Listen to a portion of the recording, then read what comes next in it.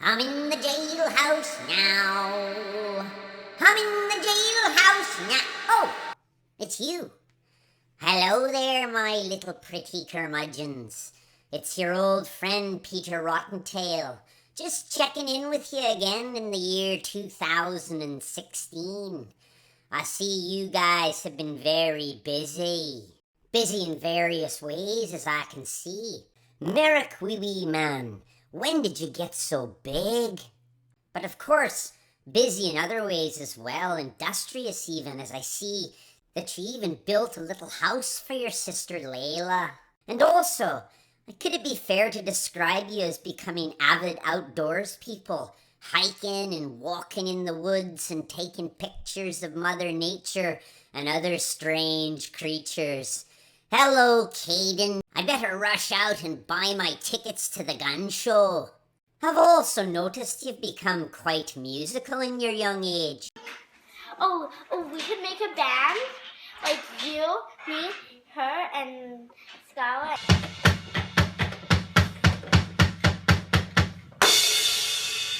And Kaden. And then play a one.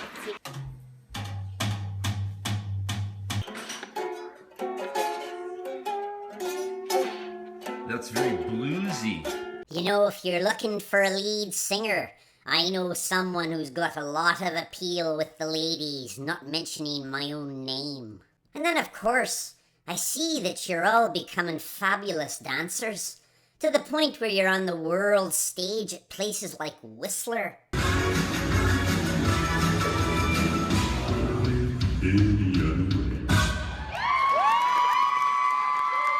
And I'd have to describe you as quite adventurous the way you roam around on your bikes, and even Kylie and Skyla jumping on Grandpa's new motorcycle.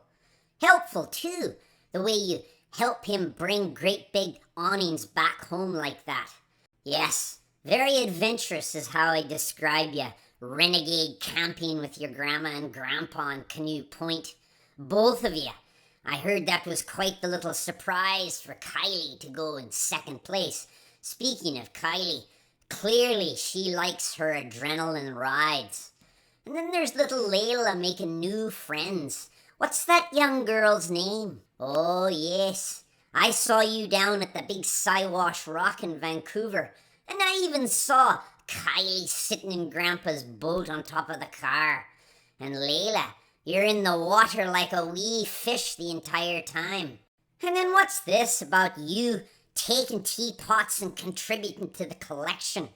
Speaking of collections, I see you like making your own condominium complexes on the beach at famous places like Deception Pass. Oh, it sounds like this kind of fun shouldn't even be legal. I wonder what she'll be doing for Gramp Camp this year, girls. Well, no doubt Skyla will continue to be dancing with that wee cute fella. What's his name again? Yes, there's no doubt you're becoming a group of water babies. And I hear a couple of you are just trying to gain weight so that you can go for a tandem paragliding flight. And Layla. Oh, Layla. You guys looked real good when you were dressed up as the Wizard of Oz characters for Halloween. And I can only describe you, Kylie, as a human pretzel. And this was a wonderful thing. You guys making them funny little pigs around Christmas time. Yes, very creative you are.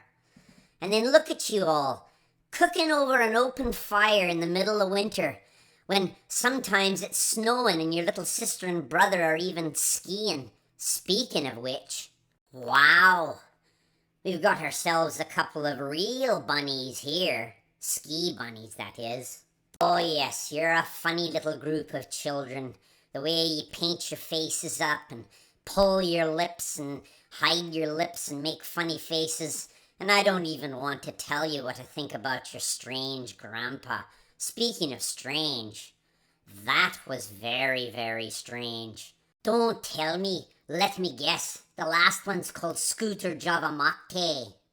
Yes, in general, I could describe your family as very fun and very strange.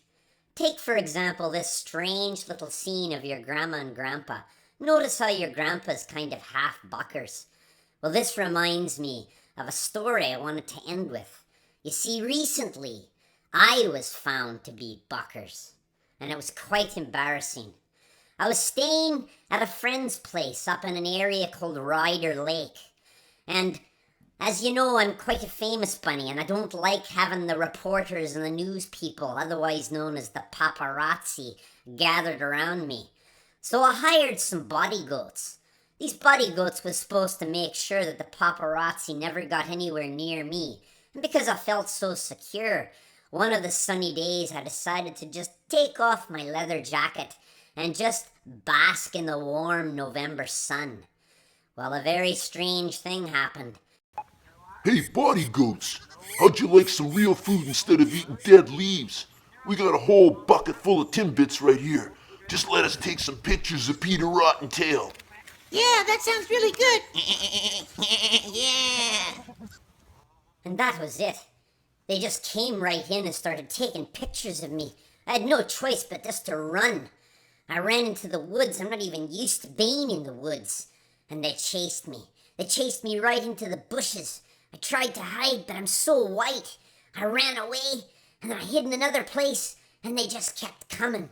Paparazzi taking photos, taking shots of the naked Peter Rottentail. It was so embarrassing. It was so traumatic. But like all traumatic experiences, I learned 2 valuable lessons, me little curmudgeons. Number 1, never trust a goat. And number 2, keep your leather jacket on. Anyway, that's my story and I'm sticking to it. So, I suppose you're wondering about the treasure. Well, since you have little Layla with you this year, I think I might go back in time and do something very old-fashioned, which is to use a modern GPS.